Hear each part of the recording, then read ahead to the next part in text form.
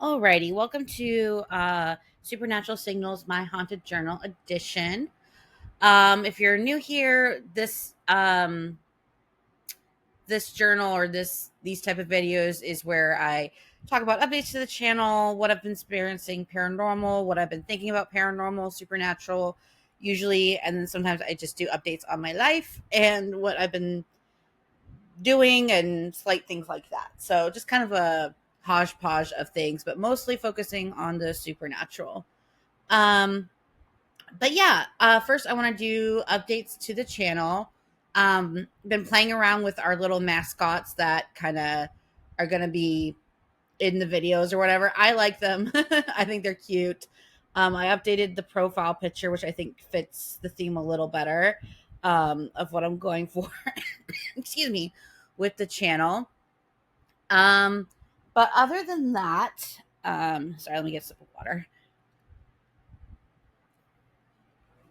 I am working on another investigative video, and I'm actually going to record some of that later on today.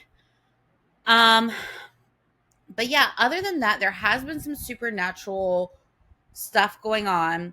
And like I said, with the supernatural, like sometimes it's not always like in your face, and sometimes it's like subtle things that make up like conglomerate into like a bigger thing, right? And I've said this before, but I went through a lot of like in your face supernatural stuff um that kind of introduced me to the world of supernatural. Um so I kind of was like a skeptic, and now I'm definitely a believer. I'm still skeptical and like, can't believe every story on the internet, but I try and look at every story in the sense of like, okay, well, there's a lot of people that'll be skeptical of my journey, right? So that's where I'm at with my journey right now. And my boyfriend Kermie, that's his nickname, kind of helped me a lot along my journey. So, um, anyway, so what I was saying was to spin off that. Now it seems like a lot of things are more subtle, but they like seem to be adding up, if that makes sense. And I don't think the supernatural world is always, getting chased out of your house or being having a huge poltergeist or things like that. Sometimes things are really subtle, right? And changes can be subtle, and you really need that time to kind of reflect isn't the right word, but definitely like quiet times where you start noticing things, because again, there's so much distraction in life that sometimes we might not notice it as being weird, but if you add it all up together, it starts to mean something. So that's one of the reasons why I wanted to make these journal updates, is because again, I still notice things all the time. Like I'll notice like shadows once in a while and things like that, but that's just kind of like a norm for me. Um but what I've been really experiencing, and if you've been following along, is a lot of stuff that's, I guess, activity around my bed is the best way I can describe it. I talked about it before, how like my animals act weird around my bed. I being Kermie, the biggest thing is that we not feel things, but well, yeah, I guess feel things like moving around our bed, almost like a cat, like kitty size. So it's not something like super tiny or super soft. It's something, and we've been feeling it for months now, and it's just like if I don't feel it, it's like, oh, that was weird. I didn't. It's like if I don't feel it at night, then it's like almost more weird than not to feel it at this point. Um, and then the other thing is, like I said in my last videos, I got a dog. His name is Buddy, and he's very in tune. I can just tell, just because I didn't go through my journey before, I probably wouldn't have noticed how he's in tune so much. But now that since I did go through my journey, I can tell he's very in tune with the supernatural. Like I said, he had that incident from my bed. He stares off in walls sometimes. And the biggest thing is that he will not, our backyard is currently where our backyard is. It's very dog friendly, right? It's like a place where a dog can go and be like, woo, and have fun and all these things. Just me one second. Sorry, I had to attend to some work related stuff that I do to live. So I had to check on something. But speaking of thing, but he is stretching.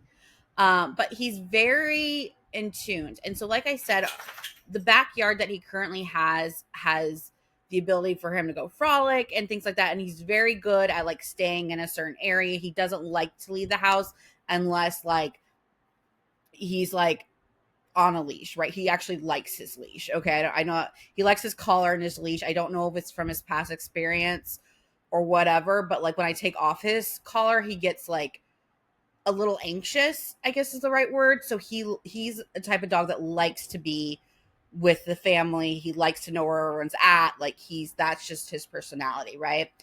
And so we'll let him roam a little bit, and he's a good boy and whatever. So and that's besides the point. So he will but there are days, especially during the day and sometimes during the evenings, where he will not budge. And what I mean by that, it's like, I'm like, go potty, right? Because it'll be like midday, like usually we'll take a walkie, and then like midday, I'm like, okay, you gotta go potty, buddy. You know what I mean? And like, he will sit on that porch and just stare, and he will not budge. And sometimes it's different times of day.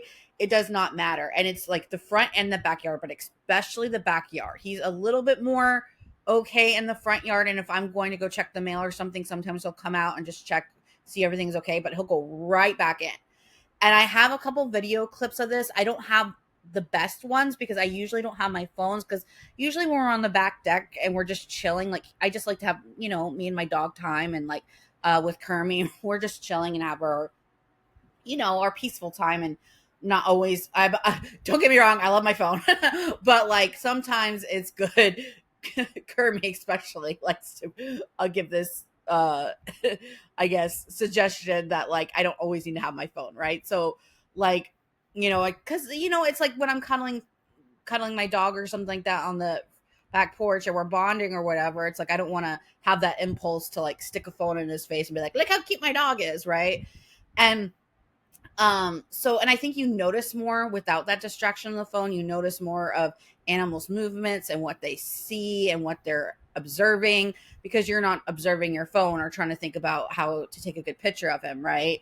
And that's another thing about supernatural, is like being still. I think, silence and being still used to kind of freak me out, but I think it's a really good time to kind of be aware of your surroundings and what's going on.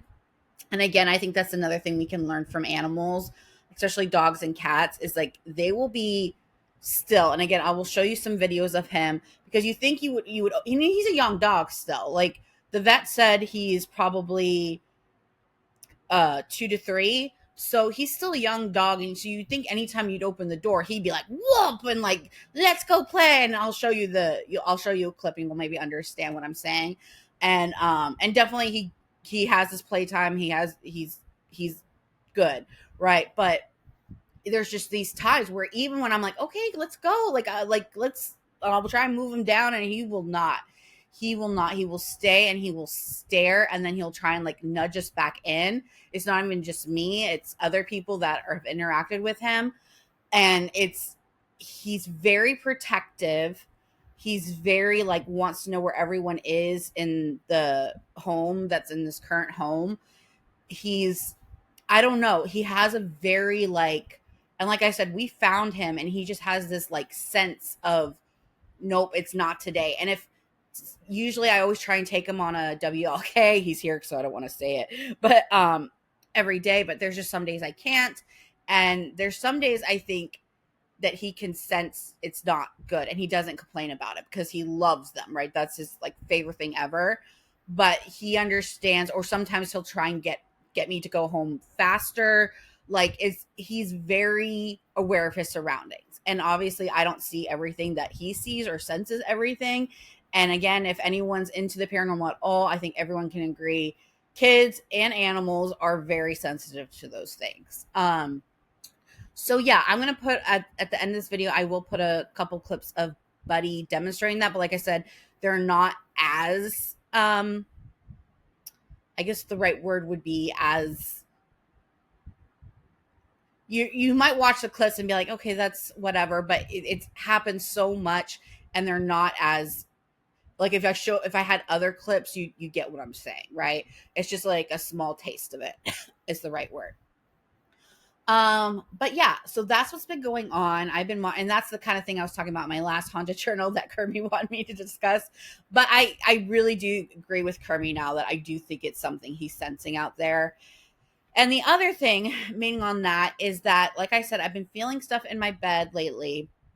And then I've also felt yesterday, Buddy always likes to come into my bed. And usually a lot of times where when I work, I'll work on my bed and I'll sit kind of like in a four where like one of my legs is under my other leg and that leg is like on the ground. So it's like I'm sitting like on my bed and then my other foot's like on the ground and I'll type there, right? That's usually when I'm just doing work that, whatever on my bed, right? For my work stuff. So I'll be doing that, and Buddy likes to hang out like right by there and stuff. And so that's what I was doing. And then he wanted to get on the bed, and obviously he's not allowed to. And so he was like huffing away and stuff like that. And then when he left and Kitty was in her tree, I felt this like brush on the bottom of my foot. And like I said, when I was talking about my bed stuff, before, like feeling those movements and everything like that, I never felt anything on me, right? I've always just felt it in my bed, like feeling like someone's going down the kitty stairs or excuse me, um bouncing around on the bed or something like that. But this time I felt it on my foot, and my foot wasn't even on the bed. So it felt like just like a brush, like, and like I said, but my foot was near under the bed. So I don't know, it had something to do with that. I remember I told you Buddy was sensing something under the bed. So that's where I'm at with those updates. So like I said, I don't think the supernatural is always so in your face. I think sometimes it's very subtle. And then you start putting things together, right? Um, but yeah, so that's what's been going on in the supernatural realm. Okay, also what I've been doing is we and Kermit obviously have been watching a lot of movies because that's what we love to do. But we've been watching a few scary movies, I guess, in prep for Halloween, and we found a few good ones. A, late night a late night talk with the devil, I think it's called. I put it on my Threads account, but uh late a late night with the devil is what it's called. So basically the preference is that it's all found footage, which is usually not my favorite, but I loved how they did this one. Um and it was basically a talk show host, um and he basically trying to get his ratings up. And then so for a Halloween episode in the 70s, he gets all these like um mediums and people that, I don't know, like ghost people on his show, and it turns into this huge thing. And it was really, really well done. I think it was interesting the timing that we watched it, just because of certain things Kermit and I are discussing. But um yeah, I highly recommend it. I think it's very interesting. And it was really, really well done. And like I said, I'm not a huge found footage fan, but the way they did it was just, I don't know. It was really, really good. And Kermit really liked it too. And then we also watched The Pale Blue Eyes, which I thought was also really, really, really well done. I loved how they kind of intertwined Edgar Allan Poe in there. Um, and I don't know, I just loved it. Like I really, really did. I didn't think I was gonna like it. Um, but I was surprised. I really, really liked it. The ending was good. Kermit and I got the first ending pretty quickly, and then the second one, I don't know. You just have to watch it. It was good. And a lot to think about. I liked how they portrayed Edgar Allan Poe. And I just Christian Bale's character was really good. And yeah, I highly recommend it. I don't want to spoil it too much, but it's yeah, it's good. I suggest it. So other than that, those are the movies I suggest for right now. But yeah, other than that, I think I'm gonna make this short and sweet. My brain's a little thing because I've been doing, like I said, my job that pays my bills. And so my brain's a little loopy. So I've been working on some stuff there. So I'm gonna go have my lunch. And other than that, I hope everyone is doing well. Thank you for watching. And again, stay curious and stay tuned into the supernatural. Thanks for watching.